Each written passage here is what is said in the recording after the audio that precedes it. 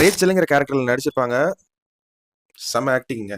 And Odisha eyes on இப்போ Stranger திங்ஸோட spin off ஆன animation series இருக்குல்ல, டேல்ஸ் ஃப்ரம் 85ன்னு, அதுல ஒரு கேரக்டருக்கு வாய்ஸும் கொடுத்துருக்காங்க.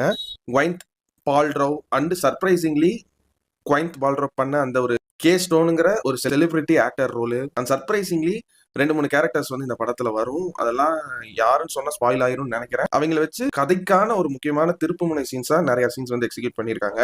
அண்ட் பர்சனலி இந்த படத்துல மார்டி கேரக்டர்ஸ்க்கு ஃப்ரெண்ட்ஸ் கேரக்டரா 3 பேர் வருவாங்க. லண்டன் போய் டேபிள் டென்னிஸ்ல ஒரு ஃப்ரெண்டா ஒருத்தர் நடிச்சிருப்பாரு, அவரோட ஆக்டிங் பெர்ஃபார்மன்ஸ். அண்ட் யுனைடெட் ஸ்டேட்ஸ்ல 2 ஃப்ரெண்ட்ஸ் இருப்பாங்க, அவங்க 2 பேரோட ஆக்டிங். அண்ட் குறிப்பா ரொம்ப கஷ்டத்துல இருக்கும்போது நீ பண்றது தப்புன்னு தெரியும், இருந்தாலும் நான் உன் ஃப்ரெண்டா போயிட்டு உனக்கு நான் ஹெல்ப் பண்றேன்னு சொல்லிட்டு ஒரு ஃப்ரெண்டு கேரக்டர்ல ஒருத்தர் நடிச்சிருப்பாரு.